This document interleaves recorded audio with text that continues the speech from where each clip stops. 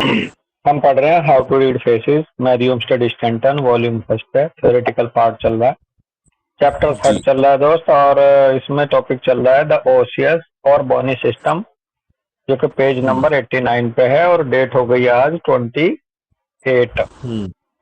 28 हम्म। सितंबर 2025। आप काटना नहीं, आप चलते रहना, कंटिन्यू है, बस लास्ट एक फोन से उठा लो। ओके, तो इसमें मैरियम स्टड कह रही है कि fat in excess is not honest whether we find it in man और बीस्ट। फैट की अधिकता कभी भी ऑनेस्टी को शो नहीं करती, चाहे वो किसी व्यक्ति में हो चाहे वो किसी पशु में हो। Fat by its lack of resistance is negative and self indulgent and is not capable of self control. और फैट जो है, चूंकि इसके अंदर लैक ऑफ रेजिस्टेंस होता है फैटी टिश्यू में या फैट में, तो इसलिए ये नेगेटिव है और ये सेल्फ इंडल्जेंट होता है और ये कैपेबल नहीं होता है सेल्फ कंट्रोल को, खुद को कंट्रोल, खुद पे कमांड, खुद पे कंट्रोल नहीं कर रख पाता, इसलिए ये फर्मनेस नहीं होती। हाँ जी। हाँ, तो बेसिकली फैट को लेके बहुत अच्छी बात शुरू कर रही हैं स्टैंटन। कह रही हैं कि फैट जो है कभी भी ईमानदारी का प्रतीक नहीं हो सकता, फैट की अधिकता, क्योंकि जी। चाहे वो इंसान हो चाहे पशु हो, जो फैटी होता है वो रिलायबल नहीं होता, ऑनेस्ट नहीं होता। और इसका कारण हम्म। ये है कि फैट में जो है लैक ऑफ रेजिस्टेंस होता है और ये नेगेटिव जी। होता है और ये सेल्फ इंडल्जेंट होता है, ये खुद स्वकेंद्रित होता है, अपना अपने अपना सोचने वाली भावना रहती है बिल्कुल। इसमें।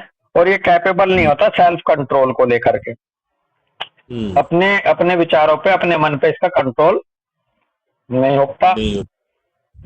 Muscle in excess is unreliable and by the nature of its constituents the and action is changeable and shifting।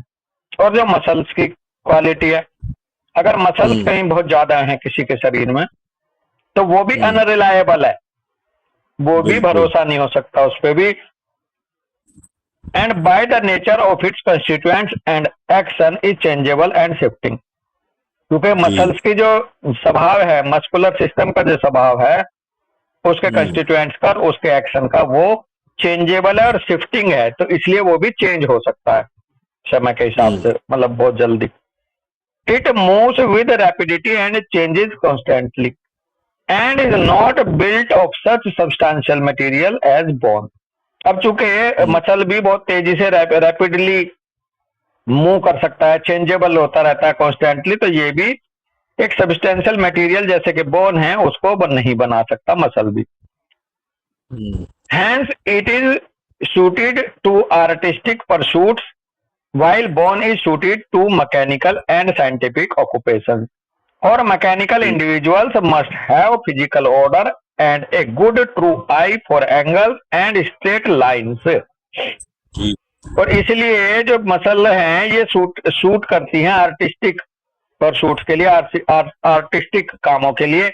और बोन जो है वो सूट करती है मैकेनिकल और साइंटिफिक ऑक्यूपेशंस के लिए, क्योंकि मैकेनिकल इंडिविजुअल्स जो है उसको एक फिजिकल ऑर्डर होना चाहिए होता है, एक अच्छी, एक ट्रू आई और एंगल होना चाहिए होता है नजर गड़ा के रखने के लिए, और स्ट्रेट लाइंस की जरूरत पड़ती है, और वो हमें बोन्स देती हैं। They hmm. must have patience and perseverance, steadfastness and integrity in order to produce straight and square work। और ये जो बोन जो है ये जो है किसी भी बंदे को पेशेंस देती हैं, एक हम्म। परसिवरेंस देती हैं, और लगातार बना रहना, स्टीड फास्टनेस देती हम्म। हैं, और इंटीग्रिटी देती हैं, ताकि वो स्ट्रेट एंड स्क्वायर वर्क को प्रोड्यूस कर सके। In every age and century, the most reliable, honest and upright men are its mechanics। Bracket में कह हम्म। रहे हैं एज ए क्लास। हर एक युग में, हर एक युग में, हर एक शताब्दी में जो मोस्ट रिलायबल बंदा रहा है, मोस्ट ईमानदार रहा है और अपराइट हम्म। मैन रहा है, उसकी यही मैकेनिक्स रही है दोस्त। जी। दे परफॉर्म ऑनेस्ट वर्क, वो जी। ऑनेस्ट वर्क परफॉर्म करते हैं। The very house that we dwell is in must be plumb and built on the square or it will fall to the ground. कह रही हैं कि जो घर हमारे होते हैं, ये जो हमारे जहाँ ड्वेलिंग्स होती हैं, जो हमारे जहाँ हम रहते हैं, मस्ट बी प्लम्ब, प्लम्ब होनी चाहिए, ये पिलर विलर को लेकर के है, और ये स्क्वायर बनी होनी चाहिए, नहीं तो ये जमीन पे गिर जाएंगी। इसलिए देखो कभी भी मकान जो बनते हैं वो चौकोर बनते हैं दोस्त।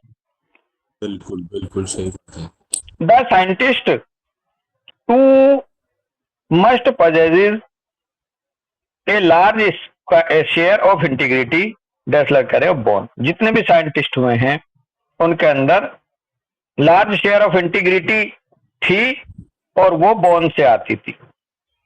इन as much as he has the ability to comprehend the truths of nature, he must be built on conscientiousness, else he would be incompetent to comprehend the laws of nature, which are all based on absolute truth and mathematical certainty and precision.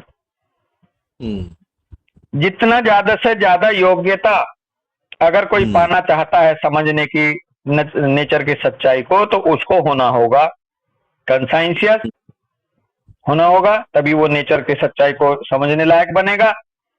बिल्कुल।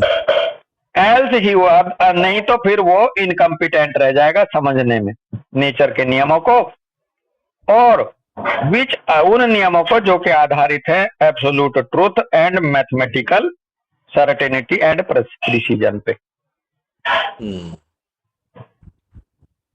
वो नहीं समझ पाएगा अगर उसमें bones वगैरह अच्छी नहीं।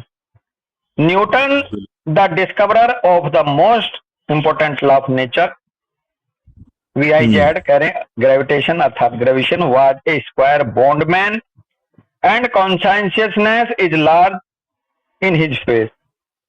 न्यूटन साहब का एग्जांपल ले रही है Stanton.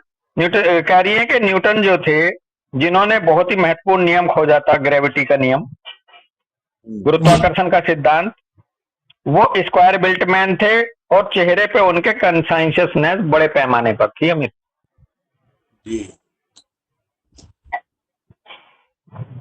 Now all persons and animals must have bones in a greater or less degree, and in the degree that they have good square bones are they capable of honesty, morality and fidelity. जितने भी सभी व्यक्ति और सभी जीव जंतु, सभी जंतु जिनको देखोगे आप, जिनमें ग्रेटर पार्ट बोन्स का है, ज्यादा बोन का हिस्सा है या कम हिस्सा है, वो इस बात को दिखाता है उनके गुड स्क्वायर बोन्स। अच्छा, वो ये कह रहे हैं कि जिनमें ग्रेटर और लेस डिग्री ऑफ बोन्स हैं उनमें मिलेगी आपको good square bones are capable of honesty, morality and fidelity. तो जितनी भी बोन्स वालों को देखना चाहते हो तो उनकी ऑनेस्टी, मॉरलिटी और फिडेलिटी जो है भाई, वो दोस्त उनकी हड्डियों के ऊपर निर्भर करती है कि किसमें कितनी हड्डी की मात्रा। Hence the importance of endowing offspring with a good square bony structure. Hence the importance of endowing offspring. और अब इस तरह से देखो कितना महत्वपूर्ण है किसी भी आने वाली संततियों में हड्डियों का होना, कि कितनी गुड स्क्वायर बोनी स्ट्रक्चर हमारे आने वाले बच्चों में आए, वो उसकी कितना महत्व है, क्योंकि ये बोन का हमें लाभ जो पता चल गया। We cannot do this if we feed upon fine white flour or allow our children to consume too much sugar and other carbonaceous food. और अमित भाई बहुत अच्छी इंस्ट्रक्शन दे दी स्टैंडर्ड ने।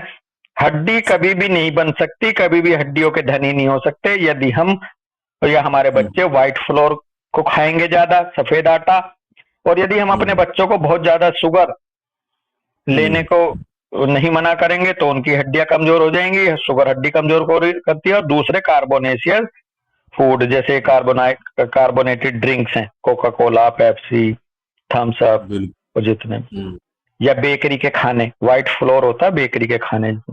If we बिल्कुल। look abroad for our proof of the action of the various kinds of food as it relates to bone making, it is only necessary to refer to the low stature of the laps and fins, who subsist mainly on a fish diet and whose bones are both small and short, while their near neighbors, the Norwegians, Swedish, and Russians, who live upon a farinaceous and vegetable diet, are much their superior in stature and strength.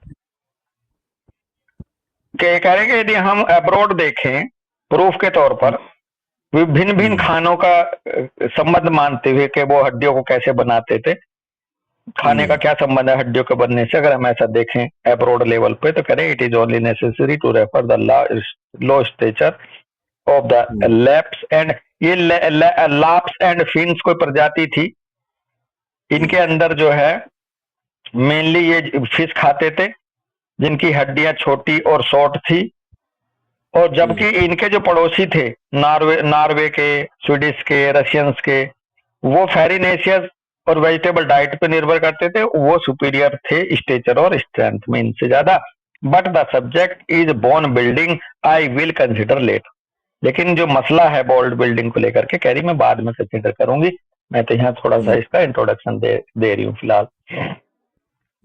तो कुल मिला के आगे जो आएगा, या अपने country में भी देखो जो लोग हमारे कम मोटा अनाज खाते हैं, चाहे वो राजस्थान के हों, चाहे वो अफगानिस्तान के हों, जहां बहुत ज्यादा व्हाइट फ्लोर नहीं है, बहुत ज्यादा शुगर नहीं है, और खास करके जो मोटा अनाज, जो व्हाइट फ्लोर को बहुत ज्यादा इन्होंने ध्यान दिया है।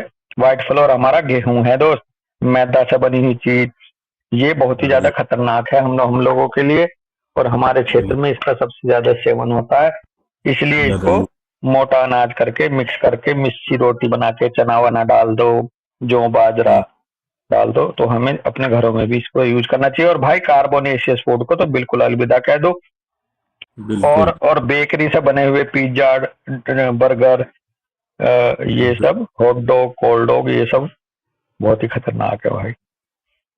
तो ऐसे था, तो यहीं रुकेंगे दोस्त आज।